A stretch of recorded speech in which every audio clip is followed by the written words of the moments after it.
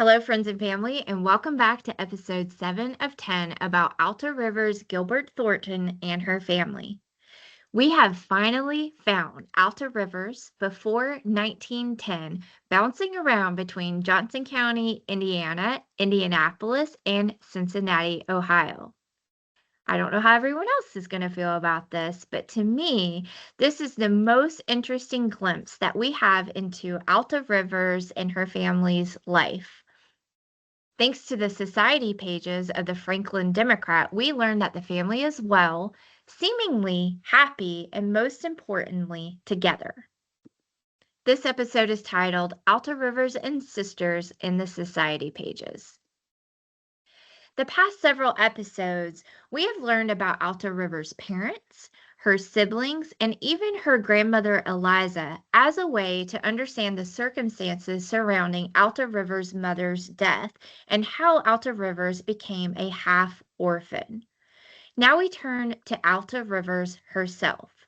Last we talked about her was episode 2, where we learned that she worked as a machine assistant in the chain links industry, most likely bicycle chains for diamond chain and manufacturing. The earliest record we have for her is the 1910 census when Alta Rivers was 23 years old. Her family says that she was raised in an orphanage in Indianapolis after the death of her mother, presumably because her father, Samuel, either lost custody or he just needed outside help caring for 7 children. Based on the tips received from doing this series, I connected with several Catholic organizations, including the Archdiocese of Indianapolis. Here, their archivist explains to me in an email that there actually was not a Catholic orphanage for girls in Indianapolis until 1919. Prior to that, orphan girls were cared for in Terre Haute. So it seems like maybe that specific possibility has been ruled out. The archivist also checked for Alta in the 1900 census records for the Sisters of Providence boarding school, but did not find her there. I've searched for her in all of these county court records with no luck. And I've looked into all of her living aunts and uncles to see if I could find her living with any of them in 1900. Here's one of her uncles, Amos Gilbert, and his wife, Sarah. In episode 5, I shared that Amos was one of Samuel Gilbert's brothers. I did not introduce his wife, but I thought her obituary was interesting and perhaps relevant. The last sentence about Sarah says, quote, "An indication of her noble character is found in the fact that she raised to maturity, in addition to her own family, 13 motherless children." I've not found any court records to indicate who these children may have been, but I think it leaves the possibility open for Alta Rivers and her siblings. In fact, if it weren't for the family narrative saying that she was raised in an orphanage in Indianapolis, this would probably be my leading theory as to where she may have been in her younger years. Unfortunately, though, Sarah becomes a widow in 1899. So in 1900, I find her living with one of her daughters and her husband, still no Alta Rivers, who would have been 13 at the time. Having exhausted all of the official records, I moved my search to newspapers.com, which has been a really great source of information, despite the fact that there are so many newspapers, especially in rural communities, that have not digitized their archives. I think my last episode proves that point pretty well. This clipping is from 1902, when Alta Rivers would have been 16 years old. The second yellow highlight says that Miss Alta Gilbert spent Sunday in Portsmouth, Ohio. I can't be sure that this is our Alta Rivers because I have found no connection between her family members to Portsmouth.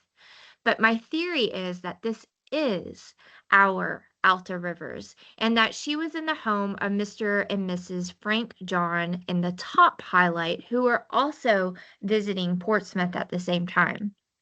I've searched for Frank John, but since it's such a common name and I have no idea how old he was or where he was from, I haven't found anything of substance. A little bit like searching for a needle in a haystack when you don't have those details for someone.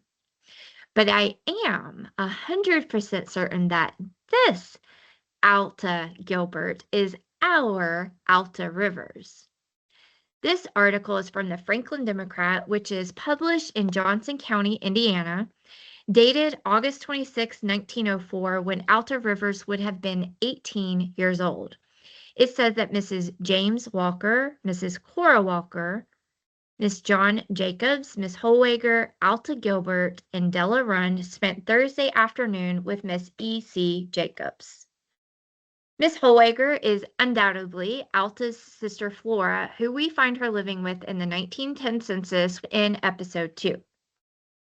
Later in this article, it says that E.C. Jacobs says that he expects in a few years to see Johnson County go Democratic by a bigger majority, as he now has 5 boys, the 5th one being born on August 13th and weighing 13 pounds.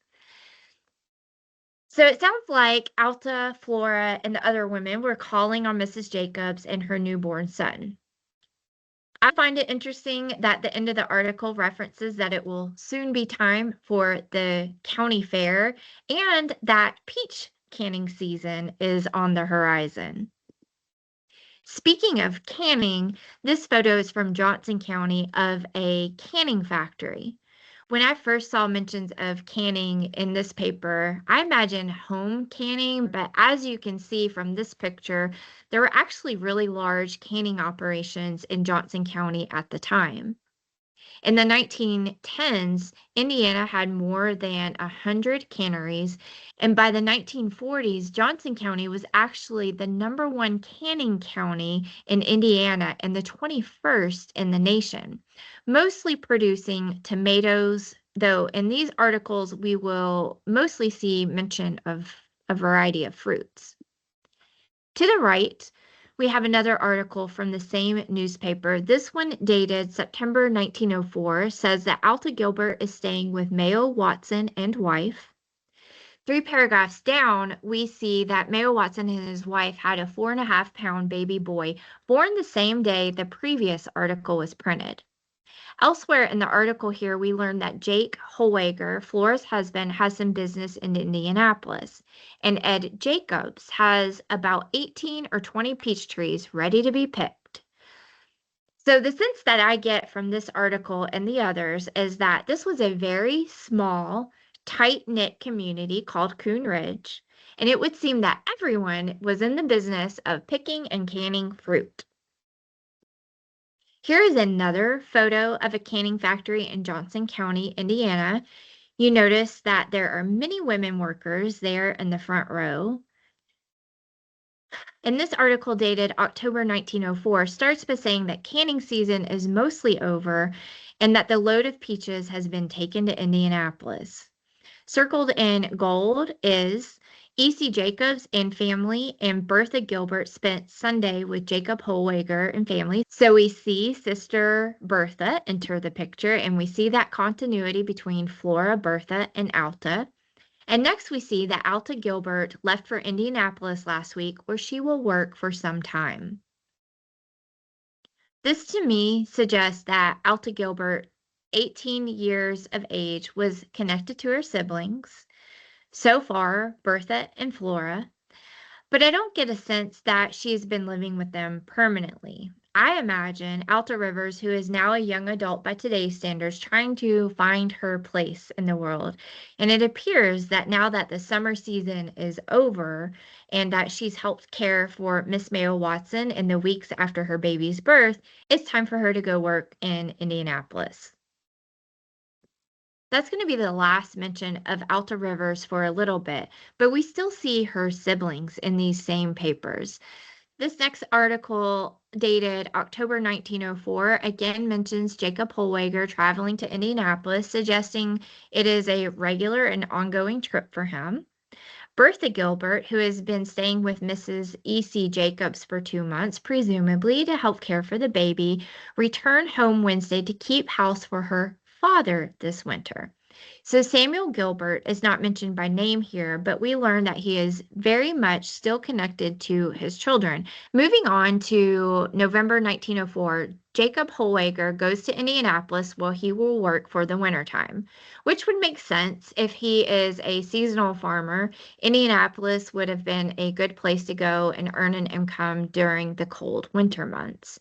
Here we see that someone by the name of Frank Rund called on Mr. Gilbert and daughter Bertha on Sunday, confirming that Mr. Gilbert is also living in this community. I threw this photo in of what was the passenger waiting terminal for the interurban transportation system called the Dixie Flyer in Johnson County. It connected the various communities in the county as well to larger urban hubs like Indianapolis and Louisville. This article is dated December 23, 1904, so right before Christmas, and it says, those that called on Frank Rund's Friday evening were E.C. Jacobs and family, several others, Mrs. Holwager and 2 daughters, Samuel and Robert Gilbert, James Jacobs, and Bertha Gilbert. It says that the evening was spent very pleasantly. So now we have Father Samuel, Flora, Bertha, and Robert all living in the same place as adults and having a social gathering before the holiday. I do find it interesting that Alta Rivers is not here. I suppose she, as well as her brother-in-law Jake, are working in the city. March 1905, winter is nearly over and spring around the corner. Bertha Gilbert is going to stay with Charlie Waltman and family. Jacob Holwager, presumably returned from Indianapolis, reported to the local news that he had a good workhorse that died from choking to death. Quite tragic and I guess newsworthy. The article on the left, also from March, states that Jacob Holwager and Mr. Gilbert made a trip to Greenwood, which is also in Johnson County. My favorite announcement from this entry is the second to last paragraph. It says that Mrs. E.C. Jacobs received word from her brother, James Baxter, who went to Oklahoma in December and is getting along fine. But he has not had a good meal since arriving there in Oklahoma, as they have no fruits. So again, you just see how important fruits are to everyone in this community. A month later, in April 1905, the paper starts by saying that the peach, plum, pear, and cherry trees are in full bloom, and Bertha Gilbert spent Sunday with Mrs. E.C. Jacobs. June 1905, we see the second mention of Robert Gilbert. Here it says that Robert Gilbert and Della Run called on E.C. Jacobs Sunday afternoon. And the section ends by saying that picking and canning cherries is the order of the day with the women and replanting and plowing corn for the men. This article raised my eyebrows. It says that James Jacobs of Bargersville and Bertha Gilbert of Hopewell spent Saturday night and Sunday with E.C. Jacobs and family. It makes me think that there may have been more than a newborn baby that kept Bertha so close to Mrs. E.C. Jacobs. Next, a mention of a photograph. The second circled section says, Uncle John Jacobs and family, Alonzo Sparks and family of Spearsville, spent Sunday with E.C. Jacobs and family. Those that called on the afternoon were Robert Gilbert, Byron Chester, and Samuel Shannon. Ed Walker brought his camera and took a family group. Where is that photo? Probably long lost, but what I would not give to have that photo. Once again, the family lore and photography, I feel like somehow that's going to have to be a thread in my book when I write it. This article ends by saying that Jacob Holwager and others took berries to Indianapolis. I also wonder if while Jacob was making these trips to Indianapolis, if he had opportunity to visit or drop off fruits or other goods to Alta Rivers. I would think so. Now, here we are in November 1905. It's been about a year since Alta Rivers left to work in Indianapolis. And it says that Altie Gilbert of Indianapolis visiting her father at this place from Friday until Monday. So it would appear that she had a weekend off from work and came to spend the weekend with her family, staying with her father. And unless this paper made a misprint, Alta River's sisters may have called her Altie, which I think is cute. I threw this picture of the railroad in Johnson County since the article mentions it. The history of the railroad and how it transformed Johnson County specifically is a whole other rabbit hole that one could go down that I find super interesting. A few short months later, in November 1905, we learn that Bertha Gilbert gets married, and probably to nobody's surprise, in 1905 or 2026, it is to a Jacobs. The middle article says, quote, "Word was received here the latter part of last week of the marriage of James Jacobs to Bertha Gilbert, which occurred at Franklin on Thursday morning of last week. They went to housekeeping the same day in their newly furnished home on the farm of E. H. Pottinger, west of Bargersville. We join their many friends in wishing them a long and happy married life. They were both formerly of this place." Fast forward to April 1906, we see Robert is still in Johnson County. Later in the article, it says that the women are having very poor luck with their early chickens this spring. I am sharing all this stuff because in my mind, I'm imagining what could a letter between Flora and Bertha and Alta Rivers be like. I imagine they're exchanging messages and, they're talking about these things and what they're doing, what the season is like, if they're having trouble with their chickens, who is going where, and those sorts of things. Now it is September 1906, and Alta Rivers would be 20 years old. We haven't seen mention of her since August 1905 and October 1904 before that, but here she is again, this time with Sister Martha. This article says Maddie Davis from Cincinnati, Ohio, who has been visiting her sister, Mrs. Holwager, for 2 weeks, has gone near Bargersville to nurse her sister, Mrs. James Jacob, who has been quite poorly all summer. Alta Gilbert from Cincinnati is visiting with her father of this place. So here we learn that Alta Rivers is no longer in Indianapolis, but rather Cincinnati with her sister Martha. And we see reference in the same article to Flora and Bertha, their father living in the same community.